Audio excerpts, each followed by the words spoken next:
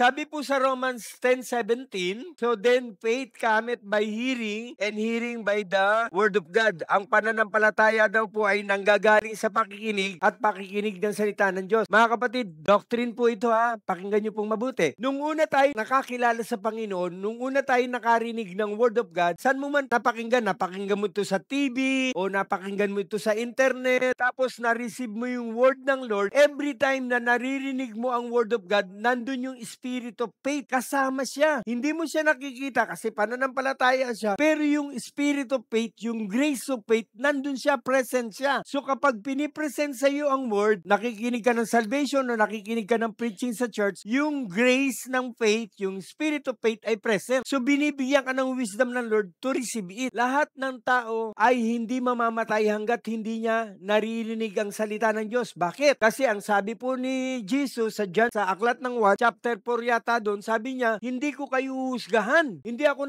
naparito para husgahan ng tao. Okay, naparito ako para iligtas ang tao. Pero take note, ano sabi ni Jesus? Pero merong isang huhusga sa inyo. Ano yun? Yung mga salitang naririnig ninyo, yan yung magja-judge sa inyo. Ibig sabihin, pinipresent ni Lord sa atin yung salvation, nasa sa iyo yun kung tatanggapin mo o hindi. And then God will judge you according to the word na na-receive mo. Kaya nga ang kaligtasan, present yung spirit of faith. Bakit? Kasi gusto ng Lord matanggap natin yung pananampalataya at kaligtasan. Gusto ng Diyos tanggapin natin yung kaligtasan na kaloob niya. Tapos ito pa. Ngayon kung natanggap mo yun bilang mananampalataya, hindi matatapos yun doon. Pag tinanggal mo daw yung comma, sabi diyan, then faith cometh by hearing and hearing by the word of God. Kung gusto mong lumago sa pananampalataya, kung gusto mong ma-reach yung level na nakalagay sa salita ng Diyos, huwag kang tumigil sa pakikinig ng salita ng Diyos.